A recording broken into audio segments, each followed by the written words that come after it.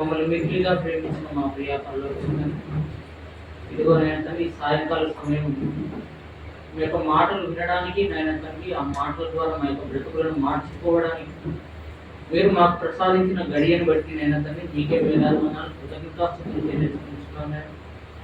ఇదిగో నాయన మీ యొక్క కుమారుడిగా నన్ను నిలవబెట్టి మీ యొక్క మాటలను నాయన తండ్రి నేను వినిపింపబోచుండగా, ఇదిగో నాయన తండ్రి మీ యొక్క పరలోక సంబంధమైన జ్ఞానాన్ని నాకు అనుగ్రహించింది.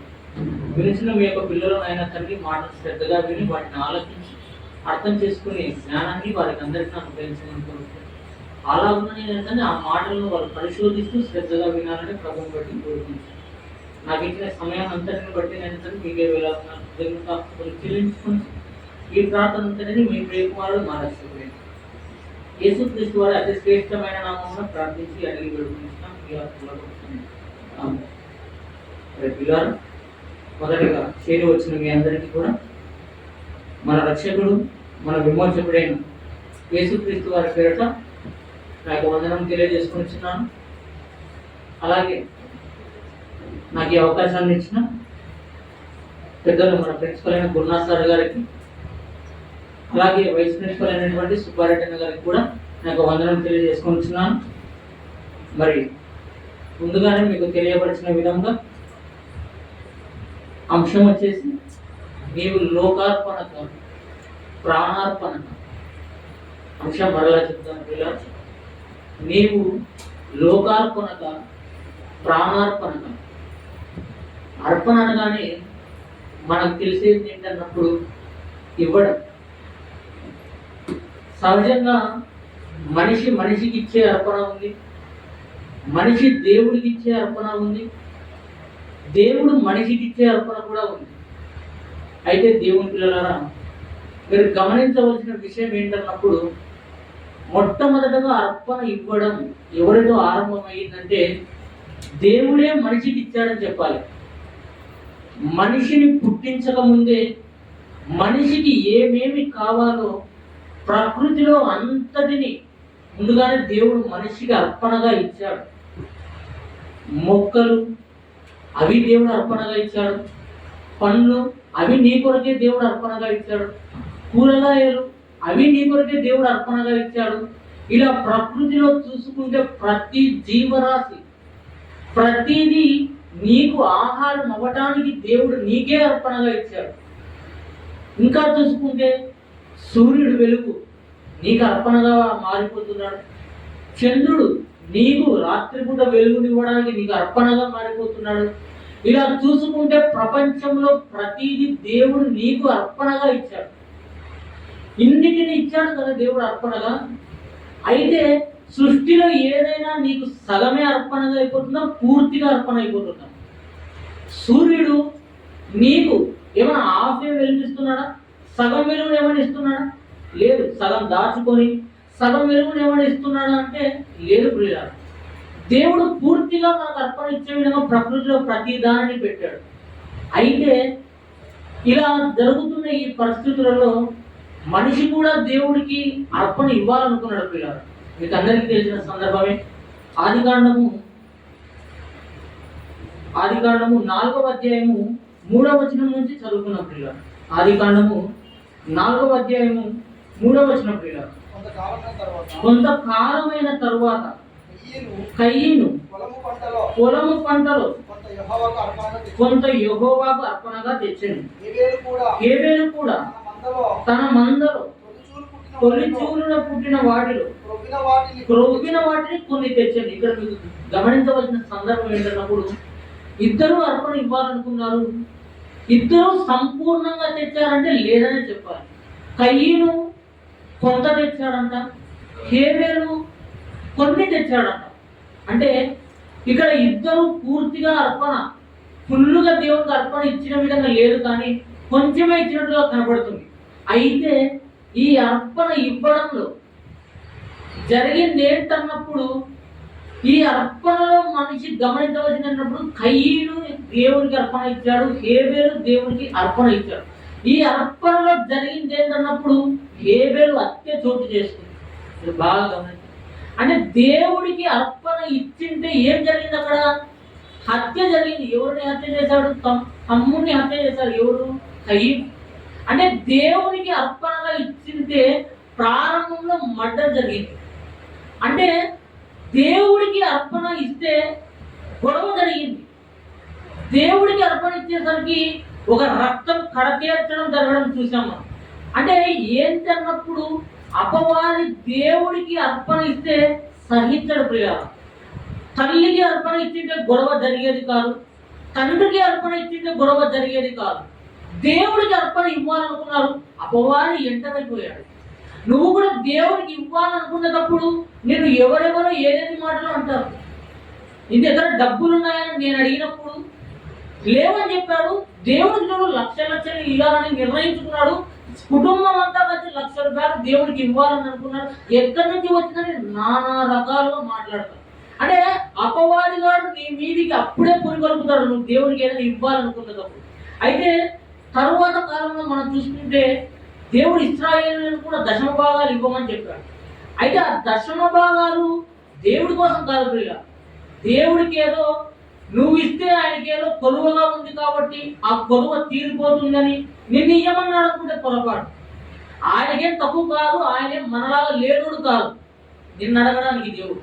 మరి ఎందుకు ఇశ్రాయేలు దశమ భాగాలు ఇవ్వమన్నాడంటే ఒక మాట తీసుకున్నాం పిల్లలు. లేవియకాండము 27వ అధ్యాయము. దేవుడు దశమ భాగాలు ఇవ్వమనడం వెనుక దేవుని యొక్క ఉద్దేశం ఏంటో ఆలోచిస్తే లేవియకాండము 27వ అధ్యాయము 30-31 వచనంలో పిల్లలు. 30వ వచనము 31వ వచనం చదవండి.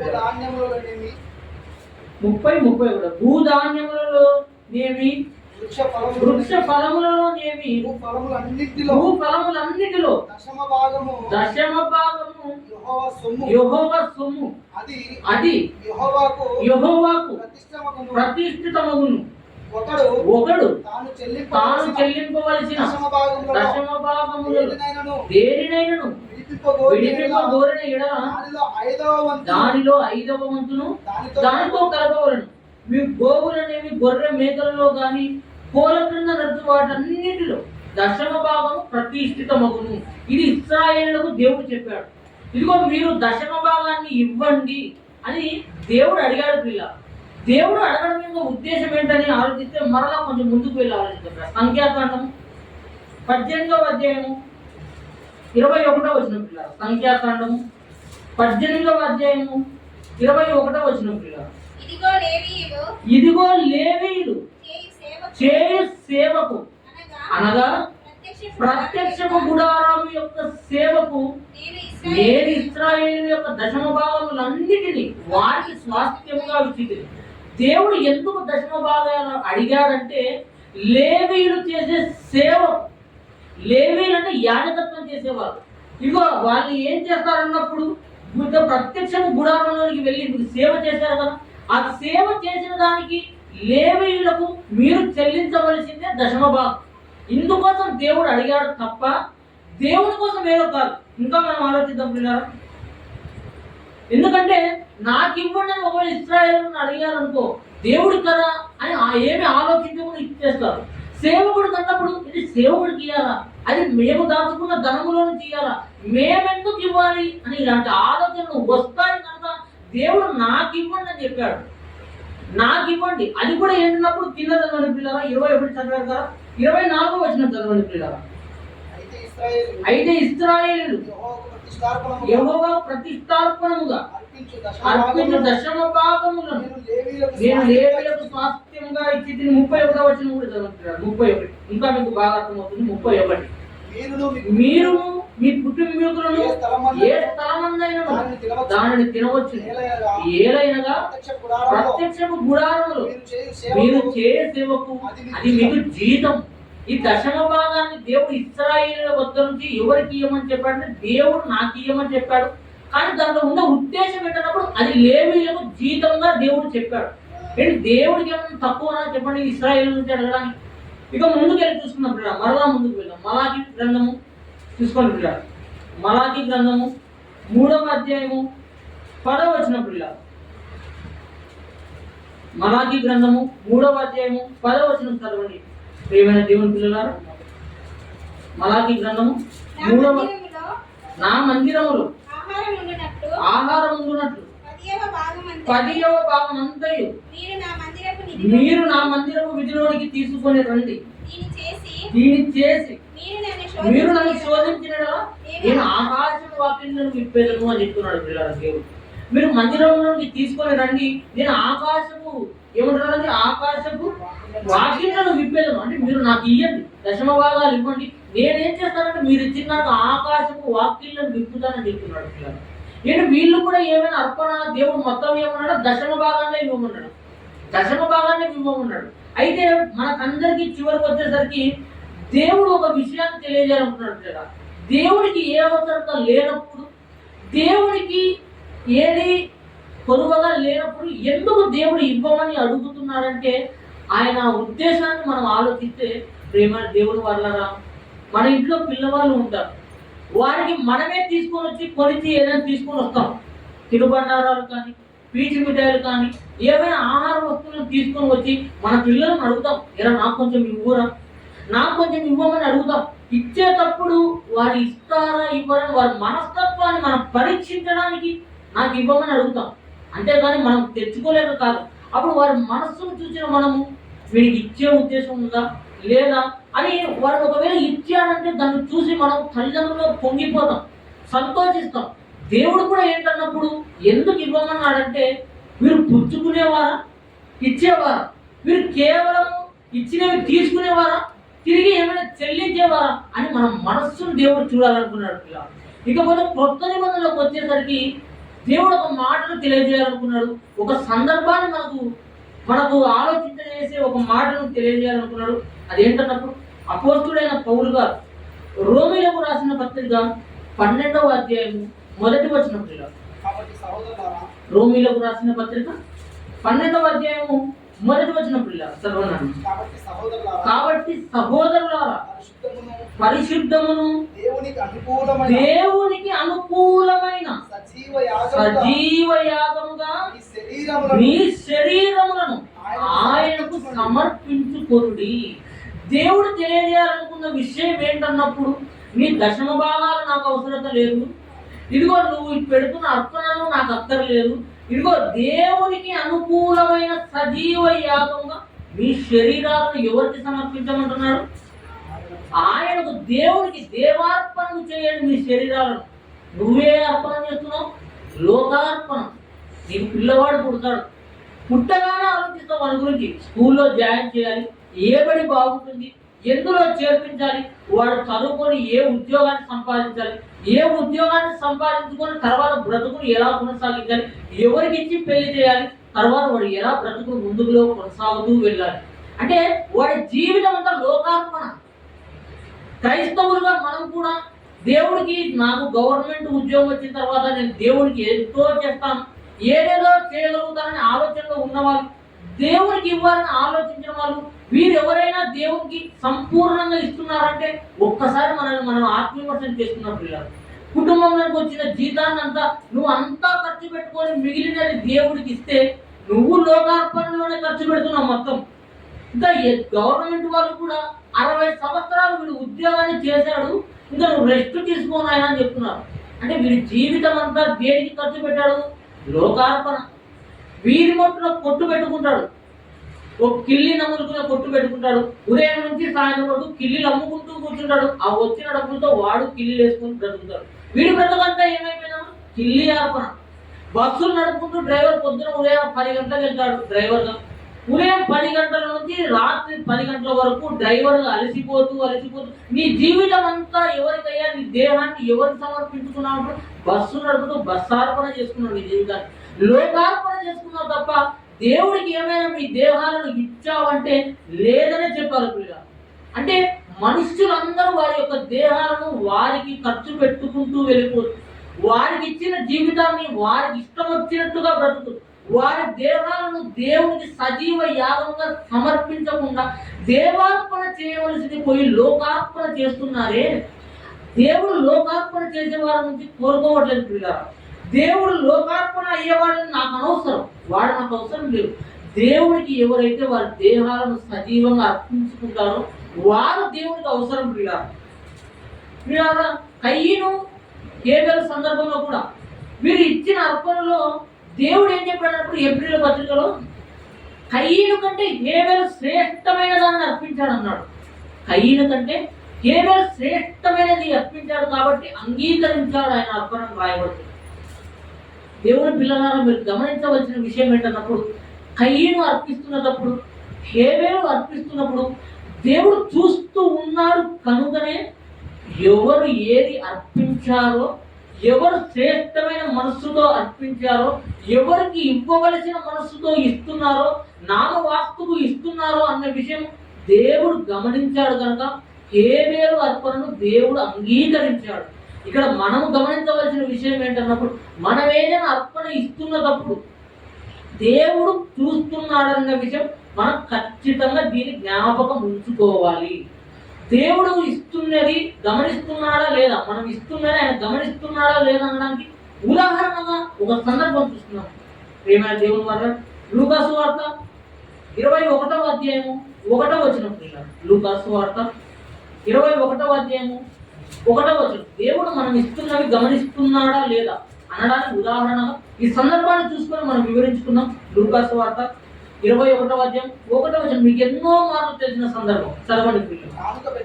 కానుక పెట్టెలో తమ కానుకలను వేయుచున్న ధనవంతులను ఆయన పారదూచని. ఇక్కడ కానుక పెట్టెలో తమ కానుకలను వేస్తున్నారట. ఎవరు వేస్తున్నారు కానుక పెట్టెలో? ధనవంతులు వేస్తున్నారట. ధనవంతులు వేస్తున్నప్పుడు యేసుక్రీస్తు వారు ఏం చేస్తున్నారు? అక్కడ చూస్తున్నారా? చూసి చూడనట్టుగా ఉన్నారా? పారదూచను అంటే కన్నార్పకుండా యేసుక్రీస్తు వారు చూస్తున్నారు కానుక పెట్టెలు. మరి మనం కానుక పెట్టెలు వేసేప్పుడు అక్కడ ఎత్తేస్తే మనకెందుకులే అని మనం ఏం చేస్తామంటే తల తిప్పుకుంటాం. కానీ యేసుక్రీస్తు వారు ఇక్కడ కానుక పెట్టెలు వేస్తున్న వారి కానుకలు పారదూచను అంటే కన్నార్పకుండా చూస్తూ ఉన్నాడు. ఆ కానుక పెట్టెలు ధనవంతులు అందరూ వేస్తున్నారు. అయితే తర్వాత సందర్భం, ఒక బీద విధవరాలు 2 కాసులు అందులో వేయుచుండగా చూచి ఈ బీద విధవరాలు అందరికంటే ఎక్కువ వేసినని మీతో నిజముగా చెప్పుతున్నాను. ఇక్కడ యేసుక్రీస్తు వారు యేసుక్రీస్తు వారు ధనవంతులు వేస్తున్నప్పుడు చూశాడు, సైలెంట్ ఉన్నాడు. పారదూచి అంటే చూస్తూ ఉన్నాడు. ధనవంతులు అందరూ వస్తున్నారు, కానుక పెట్టెలలో కానుకలు వేస్తున్నారు, దేవుడు గమనిస్తున్నాడు. అయితే అక్కడ ఏమైనా యేసుక్రీస్తు వారు నోరు విప్పి మాట్లాడాడంటే మాట్లాడలేదు, సైలెంట్ గా ఉన్నాడు. ఒక బీద విధవరాలు వచ్చింది. బీద విధవరాలు వచ్చి ఏం చేసింది అన్నప్పుడు 2 కాసులు అందులో వేచుండగా అప్పుడు యేసుక్రీస్తు వారు మాట్లాడడం ప్రారంభించారు. ఏమని మాట్లాడడం ప్రారంభించారు? ఈ బీద విధవరాలు అందరికంటే ఎక్కువ వేసినని మీతో నిజముగా చెబుతున్నాను. కోటీశ్వరులు కోట్లు వేస్తున్న కదలని యేసుక్రీస్తు వారి మనసు, ఒక బీద విధవరాలు మనస్సు, ఆమె వేసిన విధానం యేసుక్రీస్తు వారి మనస్సును కదిలించింది. సమస్తమును కలిగించిన యేసుక్రీస్తు వారిని ఎన్నో వేల కోట్లు వేసిన ధనవంతులు కదిలించలేకపోయారు. ఆయన మనస్సు, ఆయన మౌనంగా ఉన్నదాన్ని కదిలించలేకపోయారు. ఏమీ లేని బీద విధవరాలు 2 కాసులు వేసింది. ఆవిడ వేస్తే సర్వాన్ని సృష్టించిన సృష్టికర్త ఆయన మాట్లాడడం మొదలు పెట్టాడు. ఎందుకు మాట్లాడడం మొదలు పెట్టాడంటే కింద పిల్లలు వారందరూ తమకు కలిగిన సమృద్ధిలో నుండి కానుకలు వేసింది. కానీ ఈమె తన లేమిలో తనకు కలిగిన జీవమంతయు వేసేనని వారితో చెప్పాను. ఆ మాట చూస్తే దేవుని పిల్లలారా, తాను తన లేమిలో తనకు కలిగిన జీవమంతా ఇచ్చింది. జీవమంతా ఇచ్చిన దగ్గర దేవుడు ఆమె ఇచ్చిన దానికి ముగ్ధుడైపోయాడు. పిల్లలు జీవమంతా ఇచ్చేసిందంటే వీరందరూ నా ప్రసంగాలు ఎన్నో విన్నారు.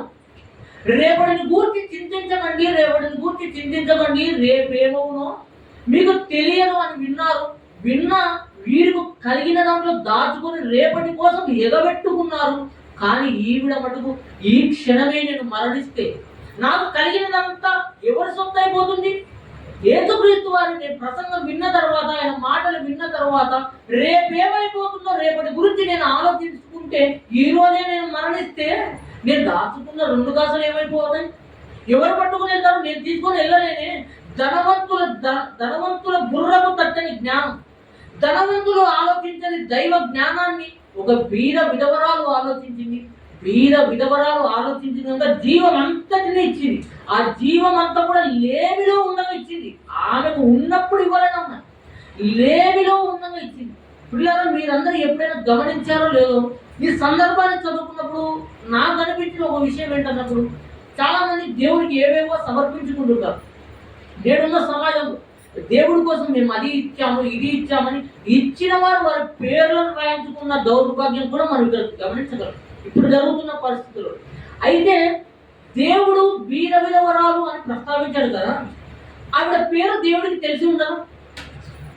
ఏం వేసిందో తెలిసింది, ఆమె హృదయంలో ఏముందో దేవుడికి తెలిసిన ఆమె పేరేంటో దేవుడికి తెలిసి ఉండదా? తెలిసి ఉన్నప్పుడు దేవుడు ఆమె పేరు రాయించచ్చు కదా. బీద విధవరాలను ఏంటికి రాయించడం నాకు అనిపించింది పిల్ల. నేను ఎలా ఆలోచించానంటే, ఒకవేళ బీద విధవరాలకి కింద దేవుడు ఆమె పేరు ప్రస్తావించింటే ఆ భక్తురాలి పేరును ఈనాడు కూడా పెట్టుకునేవారేమో జనాలు. పెట్టుకొని ఇదిగో ఆ విధంగా బ్రతికామేమని చెప్పుకునే వాళ్ళము. ఇచ్చే 2 కాసులు కూడా ఆనాడు ఆవిడ ఇచ్చిందంటే లేమిలో ఇచ్చింది, మేము కూడా లేమిలో అని చెలామణైపోతారు ఈ పేరు కూడా పెట్టుకొని. అందుకే బహుశా దేవుడు రాయించలేదేమో, అందుకే యేసుక్రీస్తు వారు బహుశా పేరును ప్రస్తావించలేదేమో అని నాకు అనిపించింది. వ్యక్తిగత ఆలోచిస్తే నిజమేమనిపించింది. ఎందుకంటే డబ్బులు ఇచ్చినప్పుడు మా పేరు ఈ శిలాఫలకంలో రాయించలేదని కొట్లాడే వాళ్ళు కూడా ఉన్నారు పిల్లలు ఈనాడు. దేవుడు ఇచ్చింది, నువ్వు దేవుడికి ఇచ్చింది దేవుడు చూడాలి. కయ్యను హేబెలు అర్పించేటప్పుడు పక్కన ఎవ్వరు లేరు ప్రియమైన దేవుడు వల్ల. అక్కడ చూసింది దేవుడు మాత్రమే. దేవుడు చూసి హేబెలును లక్ష్య పెట్టాడు, ఆయన మనస్సును లక్ష్య పెట్టాడు. నువ్వు ఏదో నీకు కలిగినంతలో గొప్పగా ఇచ్చి, నేను దేవుడికి బాగా ఇచ్చాను అనుకుని నువ్వు ఏదో డబ్బా కొట్టుకునేంత మాత్రాన ఆయన అంగీకరిస్తాడనుకుంటే పొరపాటు. నువ్వు దేవుడికి గొప్పది ఇచ్చినంత మాత్రాన స్వీకరిస్తాడనుకుంటే పొరపాటు. అందుకే అక్కడ రాయబడే మాట అయినప్పుడు మొదటగా హేబెలును లక్ష్య పెట్టాడంట, తర్వాత అతని అర్పణను లక్ష్య పెట్టాడట. అంటే నువ్వు ఏది ఇచ్చావో దేవుడికి అనవసరం, నువ్వు ఏ విధంగా ఇచ్చావు అనేది దేవుడికి అవసరం. ఇక్కడ ఈ సందర్భాలను మనం ఆలోచిస్తే, బీద విధవరాలు ఆమె భర్తను కోల్పోయింది. భర్త లేని ఆవిడకి, భర్త లేని ఆవిడకు రేపు ఏదైతే అనేసి ఇచ్చేసింది. ఈనాడు భర్తలు కలిగిన స్త్రీలు భర్తల దగ్గర నుంచి తీసుకొని ఆ భార్యను దేవుడికి ఏమైనా ఇవ్వగలుగుతున్నారా అంటే అది వారి వ్యక్తిగతంగా వారే ఆలోచించుకోవాలి పిల్లలు. అంటే రేపు ఏమి లేదు కదమ్మా, నీకు తినడానికి ఏమీ లేదు కదా ఏంటన్నప్పుడు, ఏమి లేకపోయినా సరే రేపు ఏమి జరుగుతుందో నాకు తెలియదు, ఈనాడు నేను దేవుడికి సమర్పించుకోవాలని ఆ మహాస్త్రి నిర్ణయించు. అందుకే ఆవిడ గురించి అంత గొప్పగా ప్రస్తావించాడు. ఒక వ్యక్తి వచ్చాడు, ప్రభువా నేను నిత్య జీవం పొందుకోవాలంటే నేనేం చేయాలని వచ్చాడు. ఆ సందర్భం చూస్తున్నా పిల్లలు, మార్కు సువార్త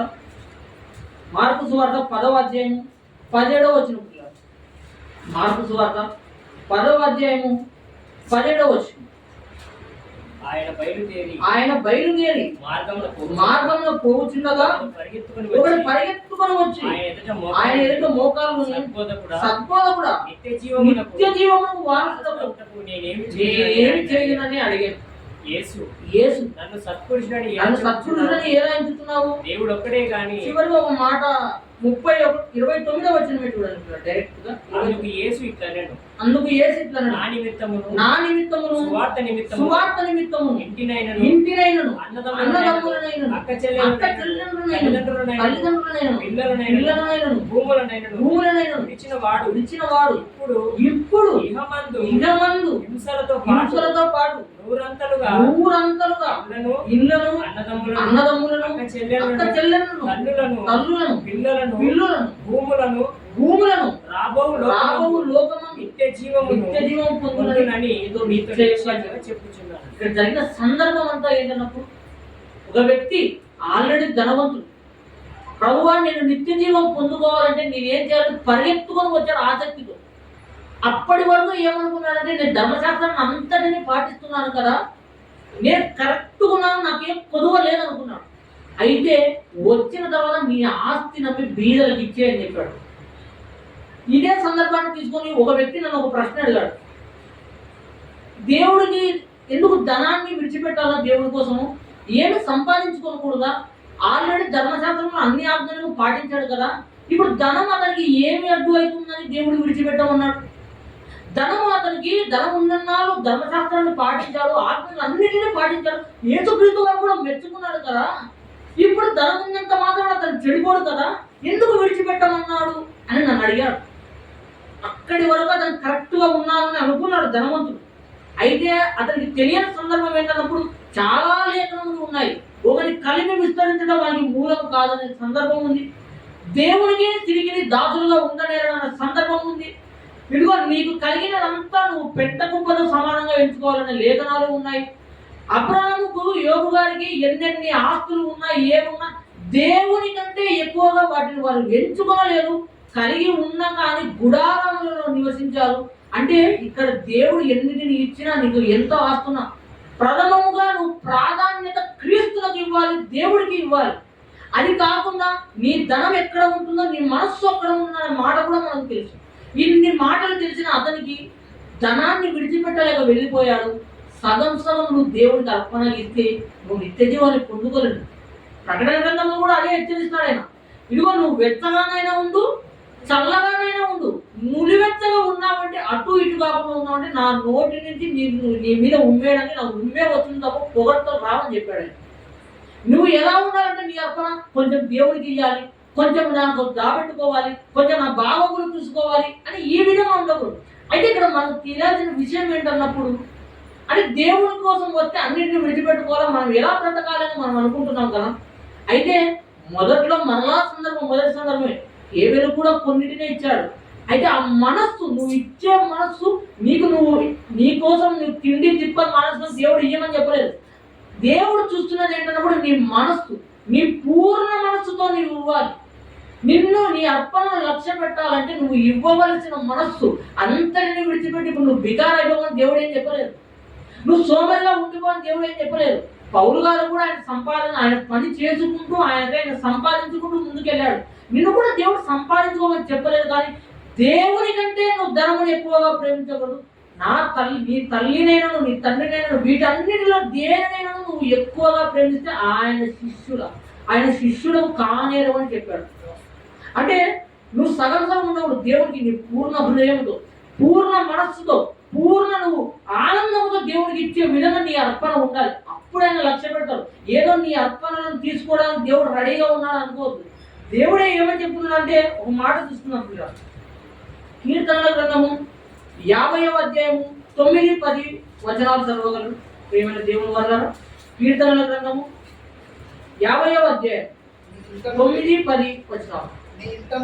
నీ ఇంట నుండి కోడినైనను నీ మందలో నా మాట పై దగ్గర ఆగండి ప్రియమైన దేవుని వల్ల. నీ ఇంట నుండి అంటున్నాడు. నీ ఇంట నుండి కోడినైనను, నీ ఇంట నుండి అని ఏంటికి అంటున్నాడు? నీ ఇంట నుండి అని దేవుడు ఏంటికి అంటున్నాడు? అక్కడ నువ్వు ఎలాంటోడుగో దేవుడు తెలుసు. కోడినైనా తీసుకొని వచ్చి అర్పణ అంటే కోడే అన్నాడు కానీ పక్కన ఇంట్లో నుంచి తీసుకొని వచ్చే రకం నువ్వు. దేవుడు అందుకే ఏంటంటే నీ ఇంట నుండి నీకెన్ని ఉంటాయి మహంటే కోళ్ళు 10, 11 ఎన్నో నీకు ఉంటాయి. కాబట్టి నువ్వు ఏదో మన నీ అతి జ్ఞానం ఉపయోగించుకొని పక్కోడి ఇంట్లోంచి తీసుకొని వస్తామని ముందుగానే చెప్పాడు. నీ ఇంట నుండి. ఇప్పుడు ఇవ్వండి ప్రియమైన దేవుని వల్ల. నీ ఇంట నుండి కోడినైనను, నీ మందలో నుండి పొట్టేలనైనా నేను తీసుకొనను. దేవుడు చెప్పేస్తున్నాడు. నాకు అవసరం లేదు, నీ కోళ్ళు అవసరం లేదు, నీ పొట్టేలు నాకు అవసరం లేదు. ఇంకా చదవండి. అడవి మృగములనైనను, వేడి కొండల మీద పశువులు అన్నీ నావే కదా.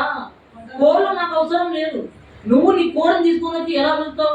రమ్మని దాని కోడి బాధ్యతలు సైగా చేసి దేవుడికి అర్పణగా ఇవ్వాలని నువ్వు ఏదో దాని బుద్ధి తీసుకున్నావు. నాకేంటి అవసరం? ఎందుకు అవసరం లేదన్నప్పుడు నీ ఇంట్లో కోడే నీకు 10, 11 ఉంటాయి. ఇక్కడ దేవుడు ఏంటంటే అడవి మృగములు అన్నీ, వేయి కొండల మీద పశువులు అన్నీ నావే కదా. మొత్తం నావే. మరలా నువ్వు నాకు తెచ్చి ఇచ్చేదేంటి? 1000 కొండలు ఉన్నాయి దేవుడికి, నీకెన్ని ఉన్నాయి? 7 కొండలు ఉన్నాయి. 1000 కొండల మీద అన్నీ నాకే కదా అని అంటున్నాడు. 1000 కొండల మీద ఉండే పశువులు అన్నిటినీ నాకే కదా. ఇంకా కింద దేవుడి పిల్లలారా, కొండలోని పక్షులు అన్నిటినీ నేను ఎరుగుతున్నాను. నీకు మహా అయితే కోళ్ళు తప్ప ఇంకో పక్షులు ఉండవు నీ ఇంట్లో. నాకు రకరకాల పక్షులు తెలుసు, నీకు దాని పేర్లు కూడా తెలుసు. అన్నిటినీ కలిగి ఉన్నాను నేను. కొండలలోని పక్షులు అన్నిటినీ నేను ఎరుగును. పొలములోని పశువాదులు నా వశమై ఉన్నవి. లోకము దాని పరిపూర్ణత నావే. తర్వాత ఈ మాట చూడండి పిల్లరా, నేను ఆకలి కొనినను నీతో చెప్పను. నేను ఉంటే పస్తులైన ఉంటాను కదా, నువ్వు నాకు అర్పణ తెచ్చి అని నేను నిన్ను అడగనని చెప్పేశాడు దేవుడు. దేవుడికి నేను పస్తులైనా ఉంటాను, తిండి తినకుండా అయినా ఉంటాను, కానీ నేను ఆకలి కొనినని నీతో చెప్పను, నాకు వచ్చి అర్పణ ఇవ్వమని. కానీ ఈనాడు దేవుడికి ఏమైపోయిందంటే, దేవుడికి ఏదో తక్కువ అయినట్టు, దేవుడికి ఏమి లేనట్టు వెంట్రుగా వెళ్ళియడం మన క్రైస్తవుల్లో కూడా పిల్లరా. మిగిలిన జనాంగం గురించి మనం పక్కన పెడదాం, మనల్ని మనం సరి చేసుకుందాం. మొదటగా మిగిలిన జనాంగంతో మనకు అవసరం. మన క్రైస్తవుల్లోనే దేవుడికి వెంట్రుకలు ఇవ్వడం ఏంటి అబ్బాయిలు మనం కటింగ్ షాప్కి వెళ్ళినప్పుడు కానీ, గడ్డం తీసుకునేటప్పుడు కానీ, ఏంటి మన ఎంటికలు మన ఏదో పిడికలు జోలు వేసుకొని ఇంటికి తీసుకొచ్చుకుంటాం. నీకే అవసరం లేదు ఎంటికలు, దేవుడికి ఎందుకయ్యా? నీకే అవసరం లేదు. ఇంకా నీకే అవసరం లేనప్పుడు నువ్వు దేవుడికి ఏమి ఇస్తావు? వాటితో దేవుడు ఏం చేసుకుంటాడు? అరటి పండ్లు దేవుడికి తీసుకుని వెళ్తావు, దేవుడికి ఇవ్వాలనుకుంటాడు. నీవు దేవుడికి ఇచ్చేవేమో ఎలక్కాయలా చిన్న చిన్నవి, నువ్వు దాటుకునేవేమో బాగా పౌష్టికమైన ప్రోటీన్ అన్నారు పెద్ద పెద్ద అరటి పండ్ల. దేవుడు వాటికి ఏం చేస్తాడు? దేవుడికి వెళ్ళేటప్పుడు కొబ్బరికాయ కొట్టాలని ముందుగానే నిర్ణయించుకొని వెళ్తావు. నువ్వు ఇయ్యాలనుకునేటప్పుడే నువ్వు ముందుగానే మైండ్ సగం దేవుడికి సగం నాకు టెంకాయ ఏది ఇచ్చేదాన్ని కూడా సగం నువ్వు వెనక్కి తీసుకుని వచ్చుకోవాలి. దేవుడికి ఏమి ఇస్తున్నావు? దేవుడికి హృదయంగా పూర్వకంగా హృదయంతో పూర్ణంగా ఏమి ఇవ్వగలుగుతున్నావు? నువ్వు ఇచ్చినా ఆయన వద్దని చెప్తున్నాడు. ఇవ్వవలసినది ఇవ్వకుండా దేవుడు చేసిన వాటినే దేవుడికి నువ్వు ఇస్తే దేవుడు ఏమైనా సంతోషిస్తాడని మీరు అనుకుంటున్నారా? ఇంకొక మాట చూసుకొని దేవుడికి వెళ్ళారా? యెషయా గ్రంథము 1వ అధ్యాయము 11వ వచనం. యెషయా గ్రంథము 1వ అధ్యాయము 11వ వచనం. యెహోవా సెలవిచ్చిన మాట, విస్తారమైన మీ బలులు నాకేలా అంటున్నాడు దేవుడు. దహన బలులకు పొట్టేళ్లను బాగుగా మెట్టిన దురదను నాకు వెక్కసమయ్యను. కోడెల రక్తమన్నయ్యను, గొర్రె పిల్లల రక్తమన్నయ్యను, మేకపోతుల రక్తం నాకు ఇష్టము లేదు. నువ్వేదో తీసుకొద్దామని అనుకుంటున్నావు, నాకు ఇష్టం లేదయ్యా నువ్వు ఇస్తున్న అర్పణలు. నువ్వు ఏదో ఇస్తున్నావు, ఏదో నేనేదో ఆనాడు చెప్పాను జనాంగంగా ఇస్తున్నావు, కానీ హృదయంలో పరిపూర్ణంగా నువ్వు ఇవ్వట్లేదు, పూర్ణ మనసుతో నువ్వు ఇవ్వట్లేదు. నువ్వు ఇచ్చే అర్పణ నాకు అక్కర్లేదు. ప్రకృతిని అంతటిని నేనే నీకు ఇవ్వాలని నిర్ణయించుకున్నాను, నీకు అర్పణగా ఇచ్చాను. కోడి నీకే, కోడి పెట్టు గుడ్డు నీకే, కోడి చచ్చిన తర్వాత చావకపోయినా కోడిని చప్పుకొని తినే చికెన్ నీకే, పొట్టేలు నీకే, పొట్టేలు చనిపోయిన తర్వాత దాని వచ్చే చర్మంతో ఆ ఉండి దుస్తులు నీకే. అన్ని సంపూర్ణంగా అర్పణ అయిపోతున్నాయి ప్రకృతిలో. ప్రకృతిలో ప్రతి ఒక్కటి పూర్ణంగా నీకు అన్ని బలైపోతున్నాయి. నీవు ఆయన రూపంలో చేసుకున్న దేవుడిగా, నిన్ను ఆయన రూపంలో చిక్కుకున్న నువ్వు మట్టుకు దేవుడికి ఎటువంటి మనసుతో ఇవ్వగలుగుతున్నావు? నీ జీవితాన్ని అంతటిని లోకార్పణ చేస్తున్నావు. ఇదిగో దేవుడికి ఇవ్వాలని వచ్చారు అననీయ సఫీరా వాళ్ళు, దేవుడికి ఇవ్వాలని వచ్చారు. వచ్చి ఇవ్వాలనుకున్న మనసులో కూడా పొలము అమ్మిన దాంట్లో కొంచెం దాచిపెట్టుకున్నారంట. అంటే ఎందుకు దాచిపెట్టుకున్నారు? వారి యొక్క రేపటి కోసం, రేపేదో బ్రతుకుతాం అనుకున్నారు, రేపటి కోసం ఎగబెట్టుకున్నామని అనుకున్నారు, లోకార్పణ కోసం అనేసి ఎగబెట్టుకున్నారు. చివరికి ప్రాణార్పణం అయిపోయారు అననీయ సఫీరా వాళ్ళు. తెలిసిన సందర్భం. ఇక చూసుకుంటూ పోతే దేవుడు ఇవన్నీ అడగట్లేదు. ఏమి అడిగాడయ్యా దేవుడు అన్నప్పుడు, ఇదిగో నువ్వు ఇచ్చే అర్పణలు నాకేమొద్దు, నువ్వు ఇచ్చేది నాకు ఏది వద్దు, నువ్వు తీసుకొని వచ్చే అర్పణలు నా దగ్గరకు వస్తాయనుకుంటున్నావు, అవన్నీ నాకు ఇష్టము లేదయ్యా. ఇదిగో భగవంతునికి భక్తులకి నువ్వు అనుసంధానమైనది అంబికా దర్బార్ వైపు అనుకుంటున్నావు. అది కాదు. నీ దేహము, నీ యొక్క పరిశుద్ధత, నీ యొక్క పరిశుద్ధంగా నువ్వు నా కోసం నీ సజీవ యాగంగా మీరు సమర్పించే దేహము, ఇది కావాలని దేవుడు అడుగుతున్నాడు తప్ప నువ్వు అర్పించే లోకంలో అర్పించే అర్పణలు దేవుడికి అక్కర్లేదు. ఆయనకేం తక్కువ కాదు, మనం చూసుకున్నాం. అన్నిటినీ నావే కదా అని అంటున్నాడు ఆయన. ఉన్నవాడికి నువ్వేమి ఇవ్వగలవు, ఉన్నవాడికి నువ్వేమి ఇవ్వగలవు, నేనేమి ఇవ్వగలను. మరి దేవుడు ఏమడుగుతున్నాడంటే, ఒక మాట చూసుకొని ముందుకు వెళ్దాం. ప్రియమైన దేవుడి వల్ల ముగిస్తాను, కేవలం ఒక కొద్ది నిమిషాలు ముగిస్తాం. దేవుడి కోసం ఎలా మనం దేవుడికి సజీవ యాగములుగా, దేవుడికి ఏ విధంగా మన దేహమును సమర్పించుకోవాలి. దేవుడు సజీవ యాగంగా మీ దేహాలు నాకు ఇవ్వమన్నాడు కదా, ఏ విధంగా సమర్పించుకోవాలని ఒక మాట చూసుకున్నాం. అపోస్తుడైన పౌలు గారు తిమోతికి రాస్తూ 2వ పత్రిక 4వ అధ్యాయము 5వ వచనం. అపోస్తుడైన పౌలు గారు తిమోతికి రాసిన 2వ పత్రిక 4వ అధ్యాయము 5వ వచనం చదవండి. అయితే నీవు అన్ని విషయములో మితముగా ఉండు, లోకార్పణ విషయంలో నువ్వు మితముగా ఉండు. అన్ని విషయంలో మితముగా ఉండు, లోకార్పణ విషయంలో మితము. నువ్వు సంపాదించుకునే దాంట్లో కానీ, నువ్వు ఏదైనా పొదుపు చేసుకునే మితము మితము మితము. ఎందుకంటే అధిక ధనం ఉంటే నీకు నిద్రనే పట్టదని చెప్పాడు దేవుడు. ప్రతి దాంట్లో నువ్వు మితముగా ఉండు. తర్వాత ఏం చెప్తున్నారు? దేవుని కోసం ఎలా పని చేయాలి, ఎలా సజీవ యాగముగా మీరు దేహాలను అర్పించుకోవాలంటే లోకం విషయంలో మితముగా ఉండు. సేవ విషయానికి వచ్చేసరికి నువ్వు ఎలా ఉండాలి? దేవుడికి మీ యొక్క సజీవ యాగం సమర్పించిన సమయానికి వచ్చేసరికి ఎలా ఉండమంటున్నారు? శ్రమపడము, సువార్తికుని పని చేయము, నీ పరిచయం సంపూర్ణముగా జరిగించము. సంపూర్ణముగా సూర్యుడి నీ కోసం సంపూర్ణంగా వెలిగిస్తున్నాడు. చంద్రుడు నీకు రాత్రి వేళ చల్లటి ఆ వెన్నెలను నీకు ప్రతిదీ సంపూర్ణంగా గ్రహిస్తున్నాడు. ప్రకృతిలో ప్రతిదీ సంపూర్ణముగా ఉంది. ఒక్క నువ్వు తన రూపంలో చేసుకున్న ఒక్క మానవుడు తప్ప. ప్రకృతిలో ప్రతిదీ దాని పనిని దాన్ని సంపూర్ణంగా నెరవేరుస్తుంది. తన తన స్వరూపమును తన పోలిక చెప్పున చేసుకున్న నరుడు తప్ప ప్రతి ఒక్కటి సంపూర్ణంగా దేవునికి లోబడుతుంది. మనము తప్ప ప్రియ. ఇక దేవుడు అందుకే ఏం చెప్తుందంటే శ్రమపడు. శ్రమపడేది ఎలా శ్రమపడాలంటే ఏదో సగముగా శ్రమపడడం కాదు, సంపూర్ణముగా సువార్తికులుగా పనిచేయి. సంపూర్ణముగా నీ పరిచయం సంపూర్ణంగా ఉండాలి. మీ దేహాన్ని ఏవి దేవుడికి సమర్పించినా సజీవ యాగముగా దేవుడికి సంపూర్ణంగా అర్పించాలని ఆ దేవుడు కోరుకుంటున్నాడు. చివరిగా ఈ విధంగా సంపూర్ణముగా దేవుడికి అర్పించుకున్న ఒకే ఒక్క వ్యక్తి ఎవరన్నప్పుడు ఆయనే యేసుక్రీస్తు వారు. ఆయన మాటను చూసుకొని మనం ముగించుకున్నాం. ఎఫెసీయులకు రాసిన పత్రిక 5వ అధ్యాయం 2వ వచనం. ఎఫెసీయులకు రాసిన పత్రిక అపోస్తలుడైన పౌలు గారు ఎఫెసీయులకు రాస్తూ 5వ అధ్యాయము 2వ వచనం. క్రీస్తు మిమ్మును ప్రేమించి పరిమళ వాసనగా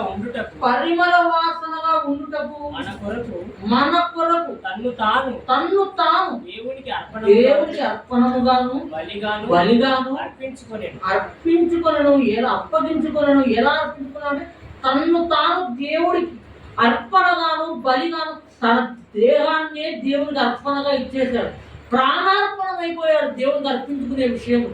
ఈనాడు మనల్ని కూడా దేవుడు తర్వాత వచ్చిన చూడండి ప్రేమ దేవుడు వల్ల తర్వాత కంటిన్యూ చదవండి. అలాగుననే ఆ పదం ఎందుకు వాడాడు? అలాగుననే ఏమంటున్నారు? అర్పణంగా బలిగాను యేసుక్రీస్తు వారు అప్పగించుకున్నారు దేవుడికి.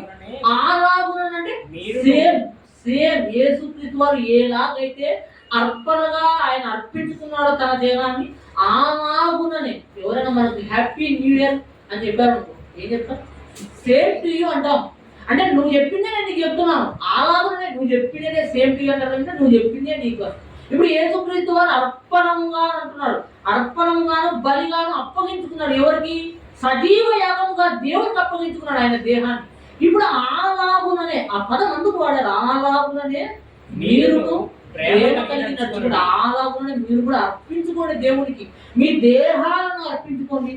దేవుడిలో మీరు సంపూర్ణంగా దేవునికి సజీవ యాగంగా మన దేహాలను దేవుడికి సమర్పించుకోవాలని ఈ అర్పణను దేవుడు కోరుకున్నాడు తప్ప లోకంలో అందరూ సమర్పించే విధంగా బలులు అవి ఆయన కోరుకోవట్లేదు. అవి ఆయనకు వ్యక్తమయ్యాయి, ఆయనకు ఇష్టం లేకుండా పోయాయి.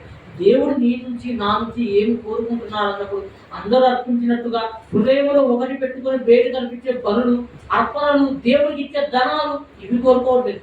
నీ హృదయాంతరాన్ని ఎరిగిన వాడు దేవుడు. నీ హృదయ ఆలోచనను పరిశీలించగలిగిన వాడు దేవుడు. నువ్వు నిద్రలో ఉన్నా తప్పు చేస్తున్నా పట్టుకోగలిగిన వాడు దేవుడు. అటువంటి దేవుడికి నువ్వు ఇచ్చే అర్పణలు ఏమవుతాయి? ఎంతవరకు అవి సాటి రాగలవు? నువ్వు ఎలాంటి హృదయంతో ఇవ్వాలి? దేవుడికి ఎప్పుడు ఇచ్చేప్పుడైనా నలుగురు చూస్తున్నారని నువ్వు ఇవ్వకూడదు. నలుగురు మెప్పు కోరాలని ప్రజల మధ్యలో ప్రకటించకూడదు. నువ్వు ఏంటన్నప్పుడు ఇది ఇస్తున్నప్పుడు నేను నలుగురు మెప్పు కోరుకునే విధంగా నా అర్పణ ఉన్నా ఇదిగో చూసేవాడు వీడి ఎవరికి కనపడది ఆకాశ మహాకాశంలో పైన మహాదేవుడు ఒక ఆయన ఉన్నాడు. ఆయన చూస్తున్నాడు. ఆయన చూసినప్పుడు నా మనస్సు ఆయనకు నచ్చాలి. నా పూర్ణ హృదయంతో నేను ఇచ్చానని ఆయన గుర్తించాలి. ఈ జనాలు నన్ను గుర్తిస్తే ఏంటి, గుర్తించకపోతే ఏంటి అని నువ్వు అనుకొని సమర్పించిన నాడు నీ అర్పణను దేవుడు అంగీకరిస్తాడు.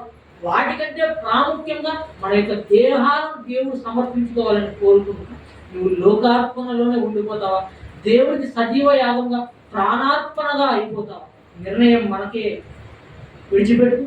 చెప్పిన మీకు అలాగే చెప్పిన నేను విమర్శ చేసుకొని ఆత్మవిమర్శన చేసుకుంటూ నన్ను నేను హెచ్చరించుకుంటూ మిమ్మల్ని మాటల ద్వారా మేలుకొలుపుతూ ఈ యొక్క నా మాట ముగిస్తున్నాను. కళ్ళు ముగిస్తున్నట్టయితే ప్రార్థించుకున్నాను. మమ్మల్ని మిగిలిగా ప్రేమించిన మా ప్రియ పరలోక తండ్రి, ఇదిగో నాయన తండ్రి, లోకములో ఎందరో ఎన్నిటినో నాయన తండ్రి మీకు అర్పణలుగా ఇవ్వాలని ఎందరో చేస్తూ ఉన్నారు నాయన తండ్రి. అయితే మా మనస్సు మీకు దూరంగా ఉన్నప్పుడు, మా యొక్క తలంపులను ఆయన తండ్రి వ్యర్థంగా బ్రతుకుతూ ఉన్నప్పుడు ఆ అర్పణలు ఇచ్చి మిమ్మల్ని సంతోష పెట్టలేము నాయన తండ్రి. మిమ్మల్ని సంతోష పెట్టే ఏకైక కార్యక్రమం ఏదైనా ఉందా, సజీవ యాగంగా మీరు మా యొక్క దేహాలను మీకు సమర్పించాలని మీరు కోరుకున్నారు ఆయన తండ్రి. మీరు పరిశుద్ధులు కనుక మా యొక్క దేహాలతో మేము కూడా పరిశుద్ధత్వం కనపరచాలని మీరు కోరుకున్నారు ఆయన తండ్రి. ఆ విధంగా మేము బ్రతికి మాకు మాదిరిగా మీ ప్రియకుమారుని పంపించి ఆయన బ్రతికిన బ్రతుకును మేము ఆధారం చేసుకున్నాం. ఇదిగో ఆయన తండ్రి మీకు కుమారుడు ఆయన తండ్రి ఏ విధంగా అయితే మీకు అర్పణగాను బలిగాను తాను దేహాలను అర్పించుకున్నాడు ఆయన మేము కూడా ఆయన సజీవ యాగంగా మా యొక్క దేహాన్ని సమర్పించుకునే విధంగా మేము కూడా వీటన్నిటినీ నేను తను విడిచిపెట్టి మీకు ఇష్టం లేదు నేను తను మా హృదయంలో మీకు దగ్గరగా ఉండేలాగా మా యొక్క దేహాలను మీకు సమర్పించుకునే భాగ్యాన్ని మాకందరినీ ప్రసాదించమని కోరుకుంటూ ఈ ప్రార్థనను మీ ప్రియకుమారుడు మా రక్షకుడు యేసుక్రీస్తు వారి అతి శ్రేష్టమైన నామమున ప్రార్థించి అడిగి వేడుకుంటున్నాం మా ప్రియ లోకం. ఆమేన్.